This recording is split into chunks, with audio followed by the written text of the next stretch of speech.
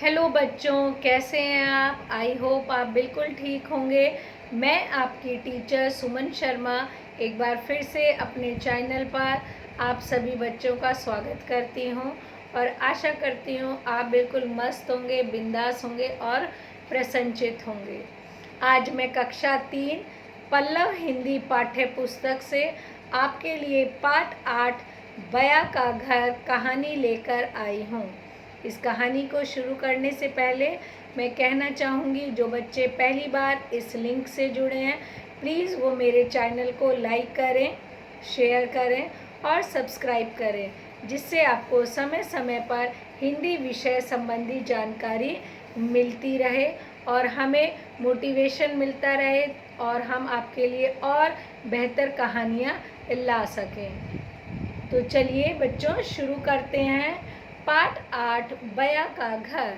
बच्चों, ये पंचतंत्र से कहानी ली गई है। पंचतंत्र की सभी कहानियाँ शिक्षाप्रद होती हैं, जो अपनी कहानी में एक संदेश उन कहानियों के अंदर छिपा होता है, जिसे समझना हर किसी के लिए आवश्यक है। तो बच्चों, कहानी आपको समझाती हूँ मैं। बया का घर। एक जंगल में एक शरारती और चंचल बंदर रहता था। वह दिन भर एक पेड़ से दूसरे पेड़ पर छलांग लगाता रहता था। उसे पेड़ की टहनी पकड़कर झूला झूलने में बड़ा मज़ा आता था। उसके अनोखे करतब देखकर सभी जानवरों को खूब मनोरंजन होता था। कभी कभी कोई उसे प्यार से समझाने भी लगता, अरे भाई, इस प्रकार सारे दिन उधमबाजी मचाने से गिरने और चोट लगने का भी डर रहता है। जंगल में कौन से डॉक्टर बैठे हैं जो तुम्हारा इलाज करेंगे? सुनकर बंदर खी खी कर हंसता, फिर उसी तरह मस्ती से छलांग उछल कूद करने लगता। यानी सारे दिन उसका काम था धमा चौकड़ी मचाना। कुछ लोग समझाते भी थे कि भाई इतना मत उछलो कूदो, पर वो नहीं समझता था और वो फिर से शरारत करने लग जाता था। पेड़ों पे बार बार उछलने कूदने से उन पर बने हुए पक्षियों के घोंसले भी हिलने लगते। कभी कभी उनमें से किसी पक्षी का अंडा जमीन पे गिरकर टूट जाता या कोई नन्हा बच्चा गिरकर घायल हो जाता। उसकी ची ची से सारे पक्षी बाहर आ जाते और बंदर को समझाने लगते, भाई ऐसी शैतानी ना किया करो जिससे दूसरों को दुख पहुँचे। अब वो बंदर बहुत शरारती था। कई बार वो कई डालियों को हिलाकर जोर जोर से हिलाता था, जिसके कारण घोंसलों के अंदर जो अंडे होते थे वो गिर जाते थे या छोटे छोटे पक्षी ज़मीन पर गिर जाते थे और उनकी चींची की आवाज़ सुनकर सभी पक्षी इकट्ठे हो जाते थे और बंदर को समझाने की कोशिश करते थे। पर बंदर एक कान से सुनता और दूसरे से निकाल देता। दिन बीतते गए, धीरे धीरे मौसम बदला और बरसात आ गई, पर उस शरारती बंदर की आदतों में कोई अंतर नहीं आया। वह और भी ज़्यादा बढ़ चढ़कर शैतानियाँ करने लगा।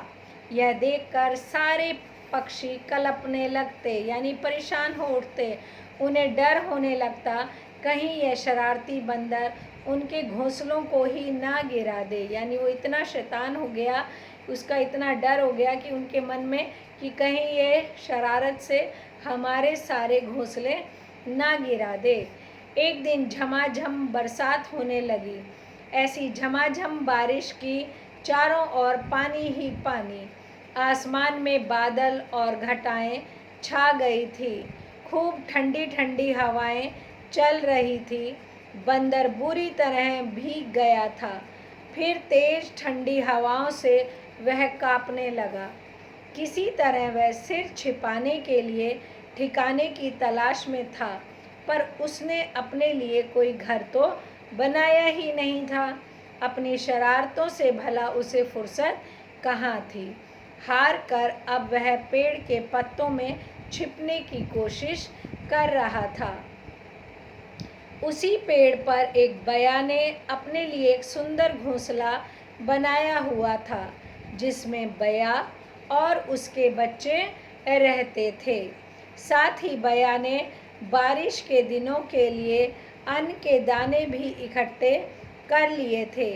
इसलिए अपने घोंसले में छिपकर बया और उसका पूरा परिवार बारिश का आनंद ले रहा था।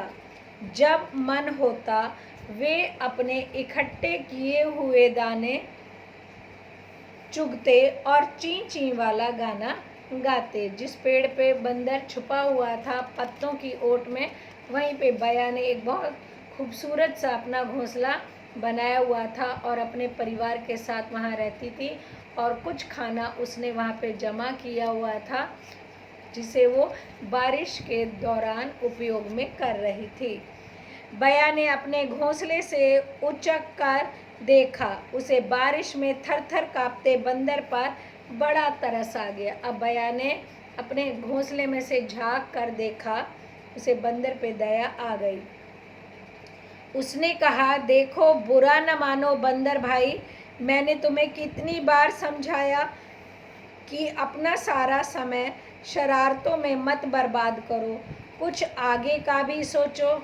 अगर तुमने मेरी तरह अपना कोई ठिकाना बना लिया होता तो आज ये हालत क्यों होती। सुनकर बंदर गुस्से में लाल लाल आंखें करके बया की ओर देखने लगा। यानी बंदर को वो बात अच्छी नहीं लगी और वो गुस्से में होकर देखने लगा। बया बोली, भाई जो हुआ सो हुआ, मगर आगे के लिए मेरी बातों को गांठ जरूर बांध लेना। मतलब जो हो गया वो हो गया, पर आगे के लिए आप ध्यान रखना। हाँ, मेरे पास कुछ दाने पड़े हैं, अगर भूख लगी हो तो बोलो, मैं वे बचे हुए दाने तुम्हारे लिए ले आऊं। ऐसे उस बया पक्षी ने उनसे कहा, बंदर से। सुनकर बंदर को गुस्सा और भड़क गया। यह सुनकर बंदर और भी भड़क गया। गुस्से में लाल पीला होकर बंदर ने एक जोर से छलांग मारी, बया के घोंसले को पकड़कर बुरी तरह झकझोर डाला। फिर बोला, लो अब मजा चखो। इतना कह के वह जोर जोर से डाली को हिलाने लगा। बया का घोंसला जमीन पर गिरकर बिखर गया। बिखरे हुए घोंसले को देखकर वह बेचारी रोने लगी। उसे दुख था कि उसने शरारती बंदर को सीख देने की कोशिश क्यों की। अब जब उसने पूरा घोंसला तोड़ डाला तो उसको एहसास हुआ कि मैंने इस शरारती बंदर को सीख क्यों दी, सलाह क्यों दी। धीरे धीरे पेड़ पर रहने वाले सभी चिड़ियों को जब यह पता चला तो सबने एक दूसरे से कहा, आगे से हम कभी इस शरारती बंदर के मुंह नहीं लगेंगे। इसने कुछ सीखा तो नहीं, उल्टे बया का घोंसला ही उजाड़ दिया। ऐसे उत्पाती से तो बच के रहना ही अच्छा है। सभी पक्षियों ने कहा, ऐसे जानवर को सलाह देने से तो अच्छा उससे दूर रहना ही है। इस पाठ से हमें शिक्षा मिलती है, अनायास किसी को शिक्षा नहीं देनी चाहिए। यानी बेफिजूल में किसी को सलाह देना आज के समय में बेवकूफ़ी है। शब्दों का अर्थ देखिए, बया यानी एक तरह का पक्षी, करतब यानी कला, नन्हा यानी अत्यंत छोटा, अंतर यानी फर्क, बदलाव, कल्पना यानी दुखी होना, भड़क यानी क्रोधित। आई होप ये कहानी आपको पंचतंत्र की बहुत पसंद आई होगी और इससे आपने भी सीख ली होगी कि कभी भी किसी को बेकार में सलाह नहीं देनी चाहिए। ओके बच्चों, बाय, टेक केयर।